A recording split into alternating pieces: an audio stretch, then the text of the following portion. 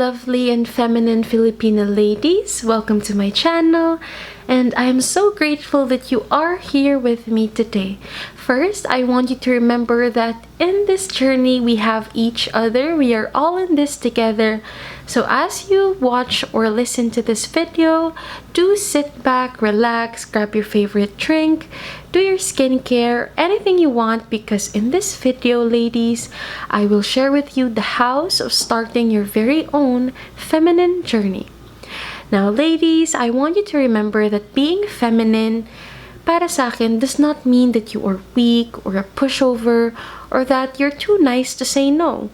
Femininity means strength, being free-spirited, and being loving and warm while still setting your own boundaries. And for us Filipinas, usually, what I have noticed, if meron, is that there are very only few mentors for us on how to be more feminine.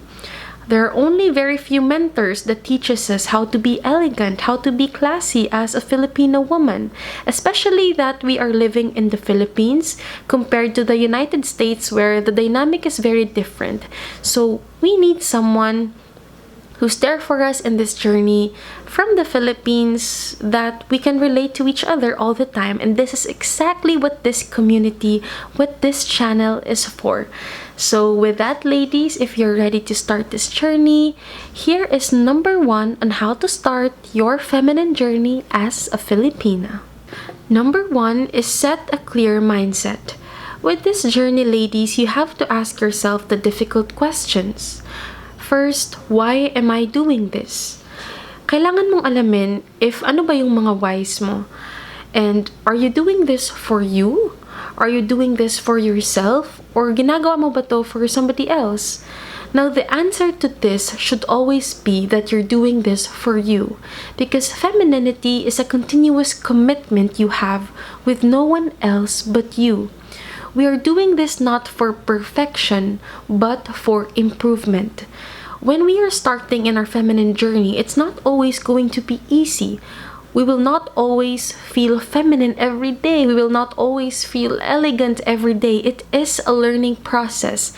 And it is very important na matandaan natin that in this journey, we are not striving for perfection, but rather we are striving for improvement. We know what our capabilities are, we know what our goals are, but for some reason, we are not there yet. For some reason, nahihirapan tayong abutin, nahihirapan tayong magsimula.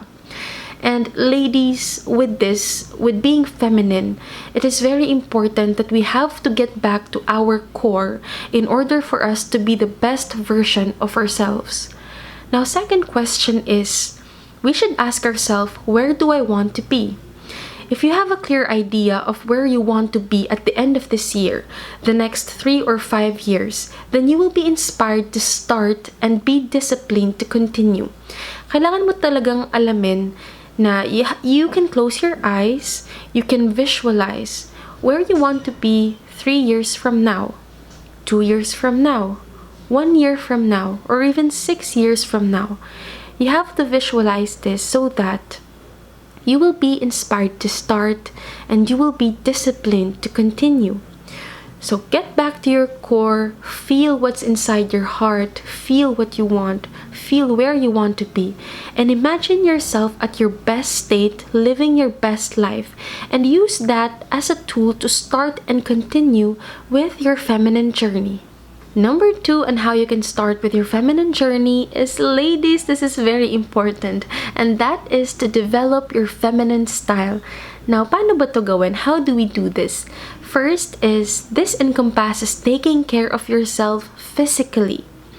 Ladies, I am not telling you to be a certain weight or to be a certain height, because all women come in different shapes and sizes, and that is so beautiful. Now me, I am very short. I'm only 5'1".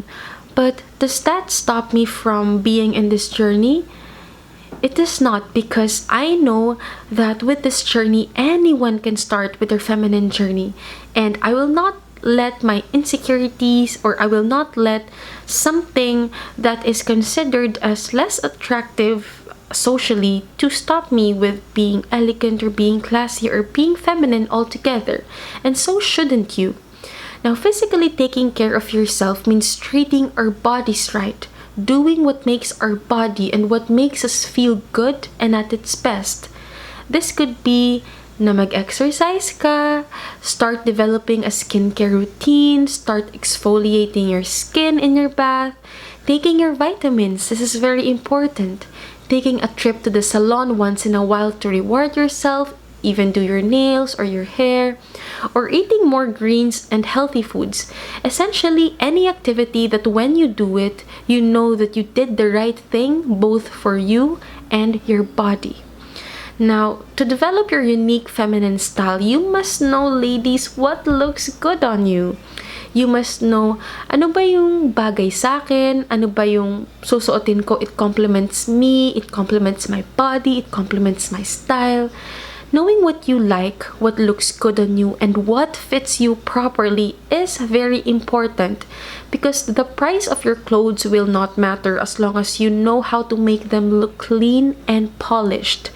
This is the secret, ladies. The number one secret for you to look classy, for you to look elegant as a Filipino woman is to make sure that you always look clean and that you always look polished. Right now, we have so many access to online shops like Shopee, like Lazada, Facebook, even Instagram, that we could buy clothes at its best price. And today we have so many options to choose from. So don't be afraid to explore or experiment because it will not be perfect the first time.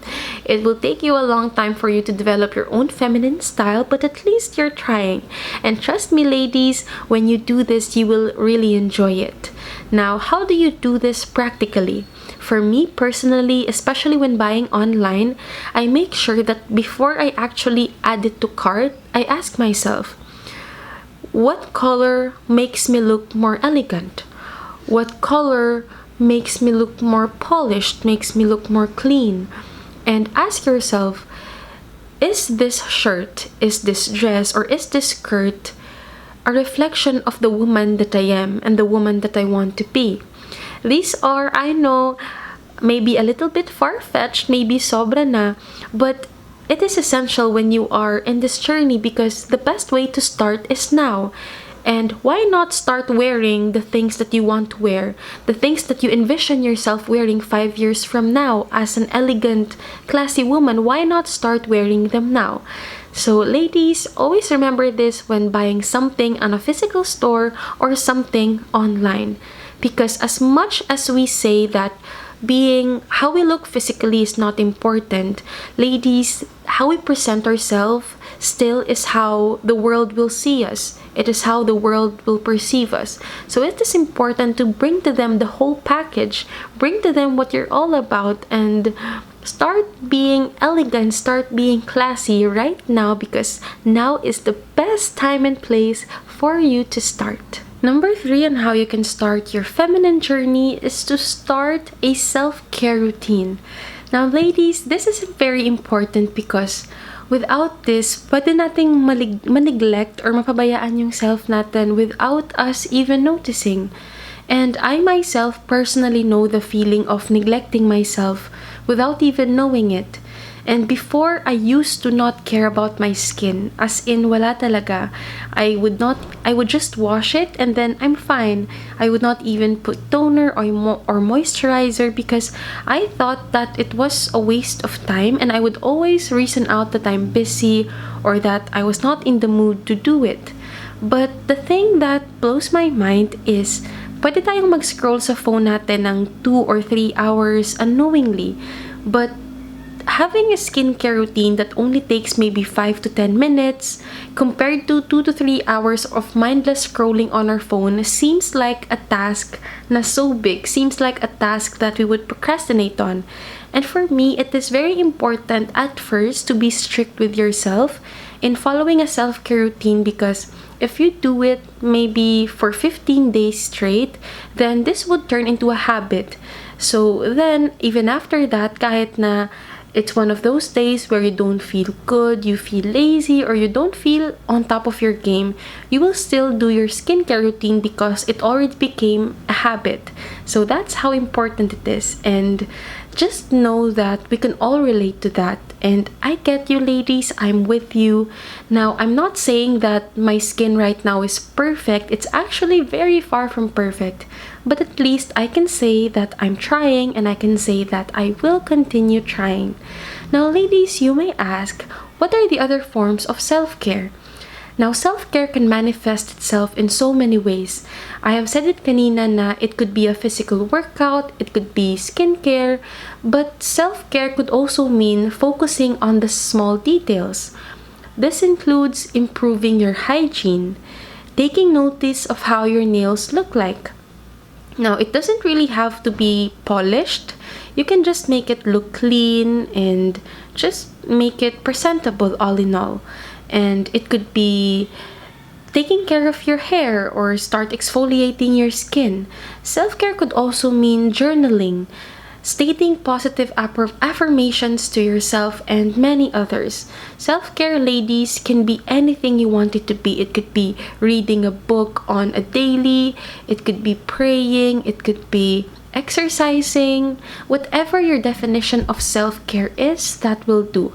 And soon enough, I will make a video specifically about self-care for Filipinas. Now, please do stay tuned for that. And girls, those are the following steps or baby steps that you can do in order for you to start your feminine journey with me and with everyone in this community. Now, I want you to remember na sa journey na to, we are all in this together. And if you like this video, ladies, please do subscribe, like this video if you want to see more, and be a part of this supportive and amazing family. Now, yun lang tayo for today, and I hope to see you here next time. See you, take care, I love you so much, bye-bye! Mwah!